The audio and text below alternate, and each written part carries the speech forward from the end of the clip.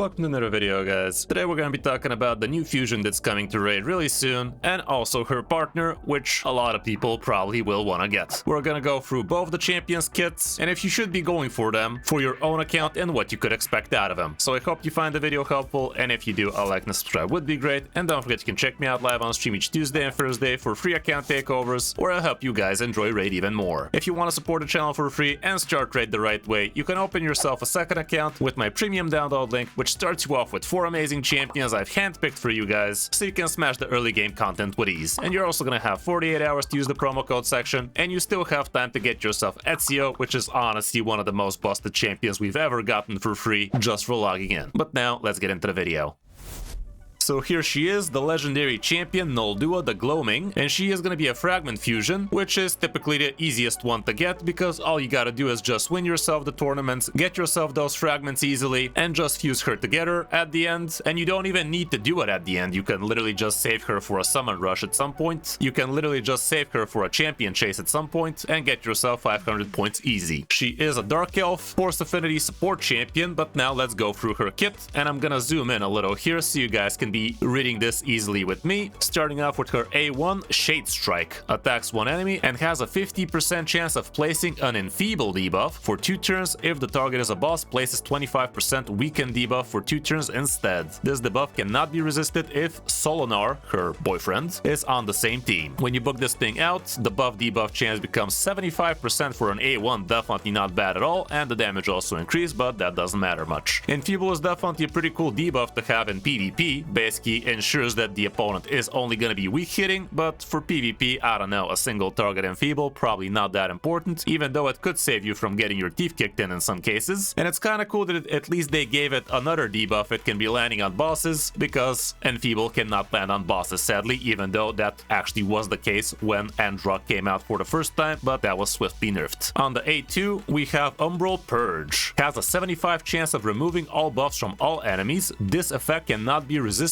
if Solanar the Gleaming is on the same team. So we already have a pattern here. Basically, you're not gonna need accuracy if you also have Solanar on the same team, which is kind of cool. And this thing is also gonna have 75% chance of placing a 60% decreased debuff on all enemies for 2 turns. This debuff again cannot be resisted if Solanar is there, and also if he's there, also places a 50% increased attack buff on all allies for 2 turns. When this thing gets booked out, it's gonna become a 3 turn cooldown, and it's gonna be a 100%, so definitely nothing to scoff at. Removing all debuffs is pretty powerful for Arena, and also slapping decreased defense at the same time. This is any new player's dream, because a lot of the times when I do account takeovers, people are like, how can I make my Arena team better? And I open their champions, they literally don't have a stripper. They do have decreased defense, but who cares having decreased defense when you have stone skin and block debuffs against you? So with this girl, at least you're going to be able to strip everything, slap the decreased defense, and after that the nukers can go to town. The increased attack is also pretty awesome, so she does do 3 things at the same time. To be fair, Odin does this thing much better, but to be fair, Odin's a freaking void legendary, so why are we comparing apples to watermelons? The A3, Moonbloom's Blessing, is a 6 turn cooldown, books down to 4, revives all dead allies with 50% HP and 50% turn meter, but if Solanar the Gleaming is on the same team and is dead, revives them with 100% turn meter instead. Also places a shield buff on all allies equal to 30% of this champion's max HP for 2 turns. Sounds kinda okay. Full team revive should be pretty nasty when both of these champions are on the same team, especially if the other guy is dead, but as you're about to see, the other guy is gonna have a very hard time dying. All around, it's not a bad skill. Kinda sucky that it's on a 4 turn cooldown, like what is this, 2020? Probably would have been a lot better if it wasn't on a 3 turn cooldown and nobody would have complained too much about it, right? But yeah, it is what it is, kinda sounds fine. And last but not least, we have a passive here, Scholar of Shadows. All turn meter fill effects used by enemies are 30% less effective. If Solanar the Gleaming is on the same team, fills this champion's turn meter by 30% of the enemy's turn meter fill effects. Does this mean 30% of the 30% decreased turn meter effects, or 30% straight out? Would be a lot cooler if it's the second, but instruction is unclear, cat stuck in toaster. If there are multiple champions on the same team with the skill, only one activates obviously. This skill will not activate on duplicate copies of this champion. If this particular champion is dead, only counts turn meter fill effects from skills. So this is not gonna increase increase from relics, it's not gonna increase from supersonic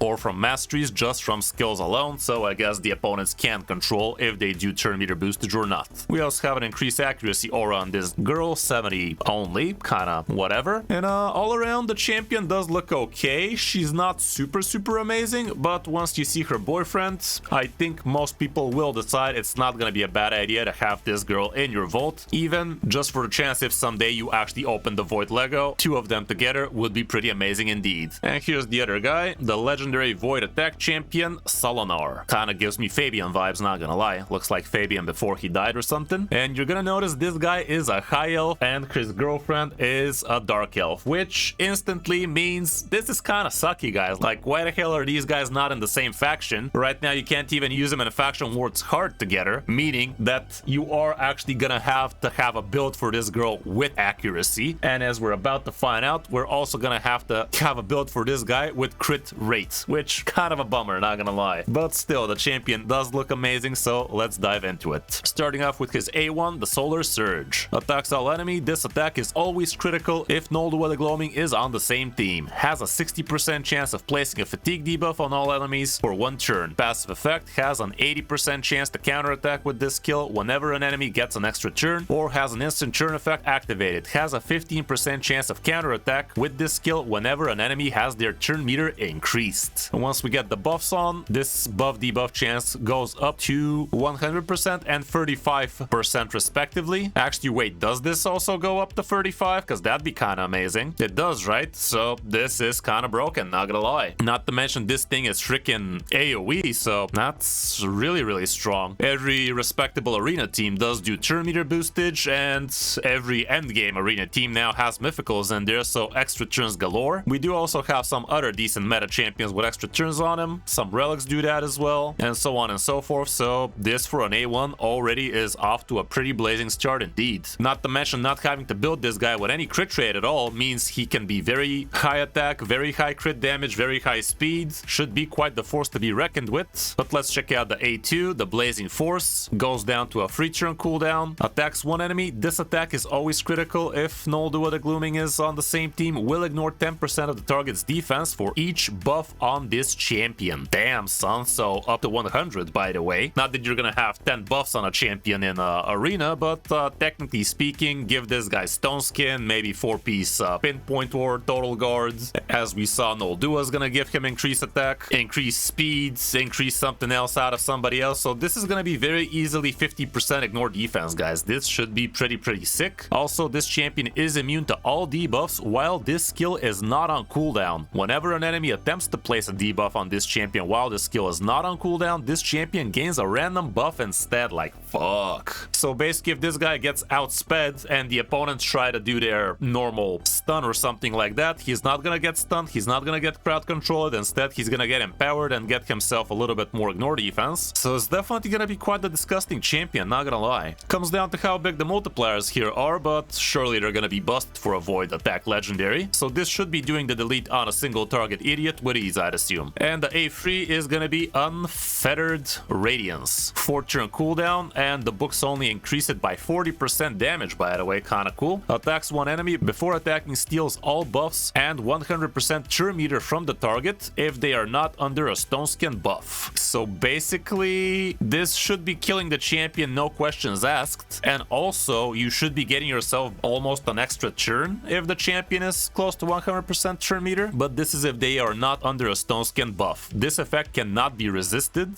This attack is always critical, again, if she's on the team, and will ignore Stone Skin buffs. So this is kind of countering the Stone Skin meta by a lot. If you're trying to protect yourself behind a Stone Skin, not only are you gonna get killed, but you're also gonna get your turn meter stolen, and Solanar is gonna be able to do that again on somebody else. Well, not this, but he's gonna keep on doing things. Then he'll be able to take another move, maybe with the A2 instead. So yeah, kinda scary. This champion receives 75% less damage on enemy extra turns or instant turns while this skill is not on cooldown. While this skill is on cooldown, reduces the cooldown by 1 turn whenever an enemy receives an extra turn, has an instant turn activated on them, or has their turn meter increased. Occurs once per turn. Basically, you can only reduce it once per turn for the enemies, right? So technically speaking, this could get down to 0 cooldown really quick, I think. Do let me know in the comments if I'm reading this right, but if multiple champions do one of these things, the cooldown should be dropping like it's hot. And the passive here would be Scholar of Sun. Whenever an enemy receives healing, has 100% chance to reduce the amount of healing down to 0. This champion will receive that healing instead, and if Noldua's on the same team, enemies will receive damage equal to the amount of healing instead. What the hell? Once per round, if this champion is dead, revives this champion with 100% HP and 100 turn meter when their last living ally is killed. Then places a magma shield buff on this champion for 2 turns. The value of the magma shield is equal to 300 frickin' percent of this champion's max HP. If Noldua the Glooming is on the same team, this buff is protected. What the actual frick, guys? Yeah, Plarium really outdid themselves with this one, didn't they? The entire kit